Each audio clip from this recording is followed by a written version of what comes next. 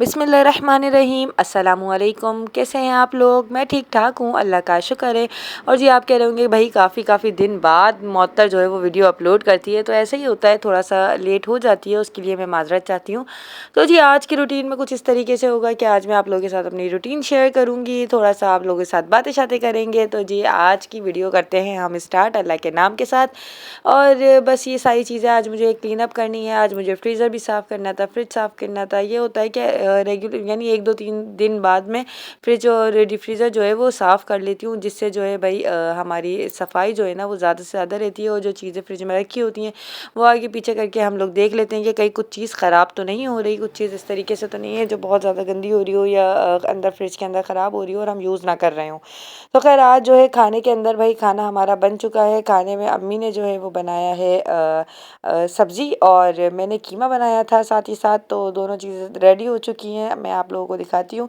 अच्छा, ये सब्ज़ी है जो अम्मी ने बनाई है बहुत ही मज़े की बनी थी और ये सब्ज़ी जो है बड़ी मुझे पसंद है।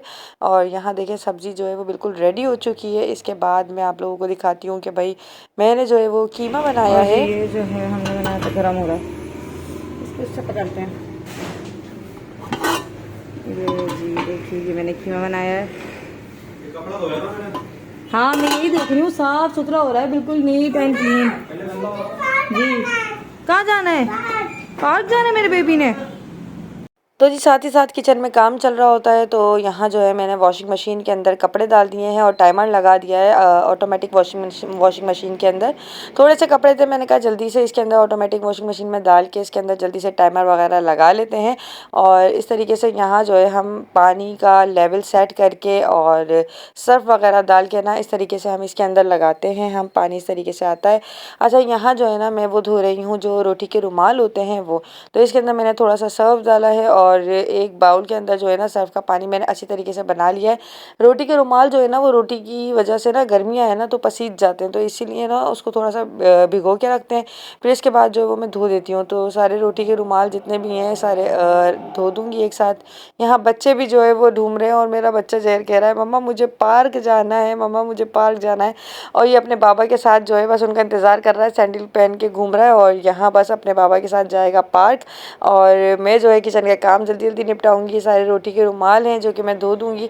और जी ये ना मेरी कोशिश यही होती है कि मैं जो है ना धोती रहूँ हाथ के हाथ। अच्छा, ये अभी इस वक्त जमा इसलिए हो गए क्योंकि ये जो है फैक्ट्री से भी आ रहे हैं। कुछ ऐसा है कि एक दो जो है ना वो दराज के अंदर दब गए थे, तो इसी वजह से धुल नहीं पाए थे। देख रहे हैं आप साफ़ हैं लेकिन वो दब गए थे, तो मैंने कहा चलो हाथ के हाथ वो भी धुल जाएंगे तो अच्छा है, क्लीन हो जाएंगे। तो इसको थोड़ा सा मैं भिगो के रखूँगी, फिर इससे ये होगा कि सारे रोटी के रुमाल क्लीन हो जाएंगे। अच्छा, आप लोग बताइएगा कि आप लोग किस तरीके से रोटी के रुमाल जो है ना वो वॉश करते हैं। मेरा यही तरीका है कि मैं इसको हाथ के हाथ धो देती हूँ, इतने ज़्यादा जमा वगैरह नहीं करती। ये अभी इत्तेफाक की बात है कि जमा हो रहे हैं, वरना ये होता है कि रोटी बनाई है उसके बाद अगले दिन वाला वॉश कर दिया, नया यूज़ कर लिया। अब इसके बाद बर्तन वगैरह वॉश करके किचन सारा क्लीन। किचन अब जो है क्लियर मैं हो चुका फ्रीज़र है। साफ़ करती हूँ।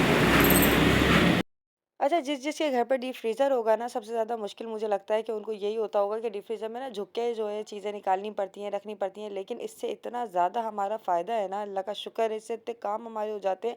हम अगर कुछ भी चीज़ यानी दावत वगैरह भी प्रिपेयर करते हैं तो एक रात पहले अगर हम बना भी लें ना तो हमारे बड़े बड़े भगोने भी ना डीप फ्रीज़र में ईज़िली आ जाते हैं और इससे जो है ना हमारा बहुत ही ज़्यादा आसानी हो जाती है। फ्रिज में जो चीज़ नहीं आ सकती ना वो डीप फ्रीज़र में आप रख के उससे जो है ना आसानी से सारे काम कर सकते हैं।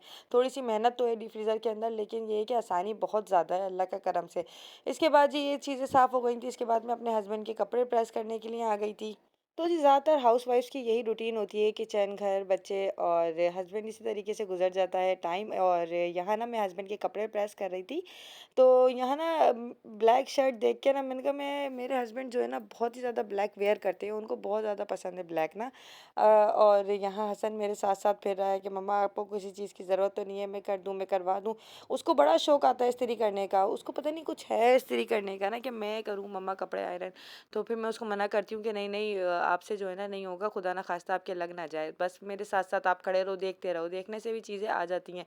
मेरी मम्मी भी यही बात करती थी कि बस साथ खड़े भी हो जाओगे ना तो तुम्हें उससे भी चीज़ें जो है वो सीख जाओगे। अब यहाँ जो है ना मैंने पहले कपड़े समेटे किचन कमरे के किचन के कह रही हूँ, इसके बाद जो है बेडशीट चेंज करने के लिए आ गई थी, क्योंकि बेडशीट भी चेंज करनी थी, बहुत ज़्यादा गंदी लग रही थी। अच्छा कुछ दिन गुजरते हैं, 1-2 दिन, फिर बेडशीट गंदी लगने लगती है, क्योंकि छोटे बच्चों का कमरा है ना, तो इसीलिए जल्दी जल्दी बेडशीट गंदी होती है, बच्चे चढ़ते हैं और खाना वगैरह भी खा लेते हैं।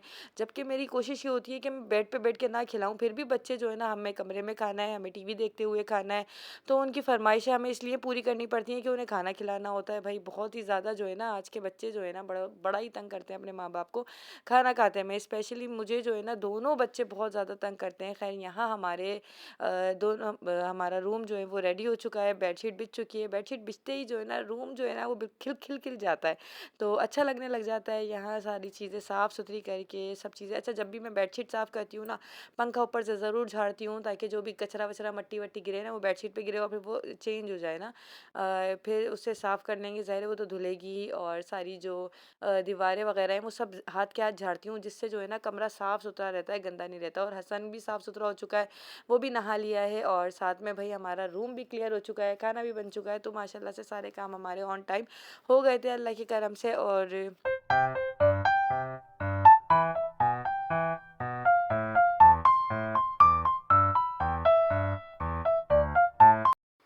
और जी उसके बाद भाई जो कपड़े हमने वॉशिंग मशीन में डाले थे वो मैं निकाल कर ले आई हूँ, और उसको मैं फैलाने के लिए आ गई थी यहाँ पर।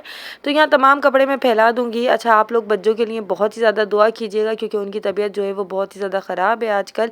अल्लाह पाक उन्हें सेहत दे, तंदरुस्ती दे, ताकत दे। और भाई यही होता है कि जब माएँ बीमार होती है ना, ज़ाहिर उनकी एक छोटी बेटी है और बच्चे बड़े डिस्टर्ब हो जाते हैं। अल्लाह पाक उनको जल्द से जल्द सही कर दे, क्योंकि उनकी तबीयत जो है ना वो ठीक नहीं है, और उनके बहुत ज़्यादा पेट में दर्द है। अल्लाह पाक उनके लिए जल्द अज जल्द शिफा का ज़रिया बने। कोई सी भी दवा हो, कोई सा भी डॉक्टर जो भी उन दिखा रही हैं वो, अल्लाह पाक उसके ज़रिए उनको मुकम्मल तौर पर शिफा मिले। अल्लाहुम्मा आमीन। आप लोग भी ज़रूर आमीन कहिएगा। यहाँ तमाम कपड़े मैं फैला दूँगी जल्दी जल्दी। और भाई इसी तरीके से जो है वो रूटीन हमारी आजकल चल रही है कुछ, क्योंकि कैलकुलेटेड टाइम चलता है, बच्चे स्कूल भी जा रहे हैं। हसन का स्कूल स्टार्ट हो चुका है अल्हम्दुलिल्लाह, हसन स्कूल जा रहे हैं। हुसैन की 14 अगस्त के बाद से हुसैन का स्टार्ट करना है, क्योंकि उसका अभी सेशन स्टार्ट नहीं हुआ है। जिस स्कूल में हमने उसकी एडमिशन करवाया है वहाँ पर उसका सेशन 14 अगस्त के बाद स्टार्ट होगा। तो जब भी हुसैन स्कूल जाएगा इंशाल्लाह ताला, मैं हुसैन का फर्स्ट डे ऑफ स्कूल आप लोगों के साथ ज़रूर शेयर करूँगी जब से वो स्कूल जाएंगे इंशाल्लाह ताला। और बस सारी चीज़ें जो है ना बड़ी आजकल जो है ना मेरी टफ़ चल रही हैं। अच्छा मैं आप लोगों को बताऊँ कि यहाँ जो है ना स्कूलिंग का सिस्टम कुछ इस तरीके से वो हुआ है कि कोर्स तो मिलके ही नहीं दे रहा है। मतलब कोर्स हमने लेना था, लेकिन कॉपीज़ वो पब्लिश ही नहीं हुई हैं, जो कि प्रिंट वाली कॉपीज़ होती हैं ना। इसके बाबा कई दफ़ा चक्कर लगा चुके हैं, मालूम कर चुके हैं जा के, लेकिन भाई वो कहते हैं कि आज नहीं, कल नहीं। स्कूल में भी हम लोग कंप्लेन कर चुके हैं, लेकिन इसके बावजूद हमें नहीं मिल पा रहा। यहाँ जो है मैं अम्मी के साथ थोड़ा सा सामान लेने के लिए जा रही थी, तो ज़ैनब भी मेरे साथ जा रही थी। और ये होता है कि हुसैन भी मेरे साथ था, तो मैंने कहा चलो जी ज़ैनब आपको भी मैं चक्कर दिलवा कर लाती हूँ। तो अम्मी के साथ मैं थोड़ा सामान वगैरह लेने जा रही हूँ आज। और बाहर बस यहाँ जो है ना मेरे हस्बैंड भी आ गए थे, कहने थे कि मैं ला देता हूँ, तो फिर कहने लगे कि चलें आप लोग ले लें सामान और सही से देख कर ले आएंगे जो भी चीज़ होगी। अम्मी खुद ही सामान चीज़ें जो है वो देख कर अपने हिसाब से ले लेंगी, तो ये बेहतर होगा। मेरी गोद में ज़ैनब थी, तो इन्होंने जल्दी से गेट वगैरह खोला और फिर हम आ गए कार के अंदर। अब हम लोग जा रहे हैं बाहर। तो यहाँ बच्चे जो है ना बड़े मज़े से एंजॉय कर रहे हैं, बाहर देखते हुए जा रहे हैं। ज़ैनब मेरी गोदी में बैठी है और यहाँ हुसैन भी जो है यहाँ बैठा है, विंडो में देख रहा है। हसन घर पर ही रुका हुआ था, क्योंकि इबाद के साथ वो गेम खेल रहा था। तो उसने कहा मम्मा मैं अभी थोड़ी देर बिज़ी हूँ, क्योंकि स्कूल से आया था फिर थक गया था। तो कहने लगा मम्मा मैं थोड़ी देर गेम खेलूँगा, फ्रेश होऊंगा, क्योंकि बच्चों को बिल्कुल टाइम नहीं मिलता। जब वो स्कूल जाते हैं ना, फिर आकर सो जाते हैं, फिर इसके बाद ट्यूशन चला जाता है, फिर कारी साहब आ जाते हैं, तो उसको बिल्कुल टाइम नहीं मिलता, ज़रा सी देर के लिए टाइम मिलता है। फिर ये होता है कि उसके बाद जो है वो अपने गेम वगैरह में लगता है। तो इसीलिए जो है मैंने उसको थोड़ी देर खेलने दिया कि चलो जी अच्छी बात है। ज़्यादा मोबाइल में कोशिश करती हूँ कि बच्चों को ना दूँ, कोशिश ये मेरी यही होती है। फिर भी अगर बच्चे यूज़ कर लें तो मैं बता नहीं सकती, क्योंकि आजकल बच्चों को जो है ना मोबाइल की इतनी बुरी आदत पड़ गई है कि उनके पास अगर 10 मिनट भी होते हैं ना, तो वो कोशिश करते हैं कि हम 10 मिनट में भी मोबाइल फ़ोन यूज़ कर लें। लेकिन मेरी कोशिश ये होती है कि बच्चों को ज़्यादा से ज़्यादा खुद टाइम दें और मोबाइल से थोड़ा थोड़ा दूर रहें। हाँ, मोबाइल से बेहतर मुझे टीवी लगता है कि टीवी देख लो थोड़ी देर ना, यानी टीवी हमारी नज़रों के सामने भी चल रहा है, थोड़ा ये स्क्रीन से दूर भी बैठ रहे हैं, और दूसरी चीज़ें भी जो है वो जो है ना हमारे आंखों के सामने रहती है कि बच्चे क्या देख रहे हैं क्या नहीं देख रहे। आप लोग खुद भी कवर रखते हैं, क्योंकि आजकल कार्टून्स में, रील्स में भी कुछ चीज़ें ऐसी आ जाती हैं जो कि बच्चों के लिए सही नहीं होती हैं। आप भी अपने छोटे बच्चों का ध्यान रखें कि क्योंकि बच्चों का क्या कसूर है इसमें, बच्चों का कोई कसूर नहीं है, बच्चों को तो पता भी नहीं होता। कुछ चीज़ें ऐसी होती हैं, कुछ वर्ड्स ऐसे बोल रहे होते हैं उसके अंदर, जो बच्चे जो है फ़ौरन अडॉप्ट कर लेते हैं और फिर बोलने भी लग जाते हैं।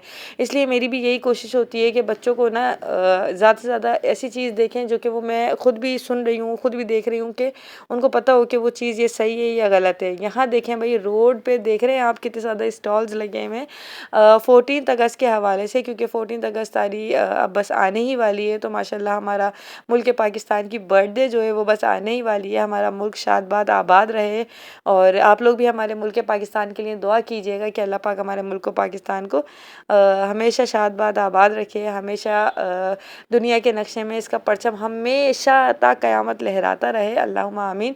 यहाँ अम्मी कुछ सामान लेने के लिए उतरी हैं, तो हुसैन कह रहा है मैं भी साथ उतरूँगा, और मैं उसको कह रही हूँ कि आपकी सैंडल गंदी हो जाएगी, आप मत उतरो। यहाँ ना टिशू पेपर वाला आया है और उससे कह रहा है कि टिशू पेपर ले लो। अच्छा, स्ट्रेंजर से बात करने के लिए ना मैंने बच्चों को यही समझाया कि कभी भी बेटा स्ट्रेंजर से बात नहीं करनी, ना उनसे कुछ चीज़ लेनी है। तो उसने पहले ही इशारे से देखे मना करना शुरू कर दिया, नहीं मुझे नहीं चाहिए। बच्चों को इतनी नॉलेज देनी चाहिए कि बेटा क्योंकि अब वो भी स्कूल जाएगा, तो बिल्कुल स्ट्रेंजर से बात नहीं करनी है, उनसे कुछ चीज़ लेनी नहीं है, उनसे कुछ चीज़ अगर वो कुछ दें खाने के लिए या आपको कुछ बोलें तो उनसे लेना नहीं है। यहाँ ज़ैनब और हुसैन दोनों जो है ना मेरे साथ साथ खेल रहे हैं, और हर चीज़ यहाँ पर सजी हुई है, ग्रीन ग्रीन कलर इतना अच्छा लग रहा है कि बस क्या बताया जाए, माशाल्लाह माशाल्लाह से। और माशाल्लाह से ज़ैनब बड़ी ही प्यारी बच्ची है माशाल्लाह, मैं क्या बताऊँ, मुझे उसके ऊपर इतना कोई प्यार आता है ना। और वो रहती भी माशाल्लाह मेरे पास बड़े प्यार से सो भी जाती है मेरे पास, अल्लाह का शुक्र है, खाना भी खा लेती है, बहुत ही प्यार से रहती है, और मुझे उस पर बहुत ही ज़्यादा प्यार भी आता है। अल्लाह पाक इसके नसीब बुलंद करे, इसको खुशहाल रखे हमेशा हमेशा, और माँ बाप की आंखों की ठंडक बनी रहे। इसी तरीके से मेरी हर बच्चे के लिए दुआ होती है। आप देख रहे हैं बाहर कितनी रौनक लगी हुई है, क्योंकि 14 अगस्त की आमद है। और बस मुझे एक चीज़ नहीं समझ में आती, ये जो बाजे निकलते हैं ना भाई, वो क्यों निकालते हैं आप लोग 14 अगस्त पे? मतलब पूरा टाइम आप लोगों को बाजे याद नहीं आते, लेकिन 14 अगस्त पे बाजे फ़ौरन से याद आ जाते हैं। तो खैर, बाजे बजाने से बेहतर नहीं है कि आप अपने मुल्क के लिए ग्रीनरी लगाएं, पौधे लगाएं, और अपने मुल्क को साफ़ सुथरा रखें। ये देखें कितने ज़्यादा बाजे मिल रहे हैं यहाँ पर, इतने ज़्यादा बाजे थे, और इतने यानी अजीब इतनी आवाज़ होती है, इससे देखें इरिटेशंस होती है, दूसरे जो लोग बीमार हैं उनको भी परेशानी होती है। तो इसीलिए थोड़ा ख्याल करें, ये बाजे वाजे ना बजाएं। बेहतर है कि आप अपने मुल्क को साफ़ सुथरा रखें, इससे बेहतर है। यहाँ मैंगो और अंगूर और केला आजकल बड़ा अच्छा आ रहा था, तो बस हम लोगों ने फ्रूट्स भी लिए थे, सामान भी लिया था। तो बस ये था मेरा आज का व्लॉग। अगर व्लॉग आप लोगों को अच्छा लगता हो तो व्लॉग को लाइक कर दीजिएगा, चैनल को कर दीजिएगा सब्सक्राइब। अपना ख्याल रखिएगा, मुझे दुआओं में याद रखिएगा, मैं भी आपको दुआओं में याद रखती हूँ, और बच्चों को भी स्पेशली याद रखिएगा दुआ के अंदर कि अल्लाह पाक उन्हें सेहत दे, तंदुरुस्ती दे, और मुकम्मल तौर पर शिफा दे। तो ये था मेरा आज का व्लॉग अच्छा लगा है तो वीडियो को लाइक कर दीजिएगा। अल्लाह हाफिज़, अल्लाह की अमान में।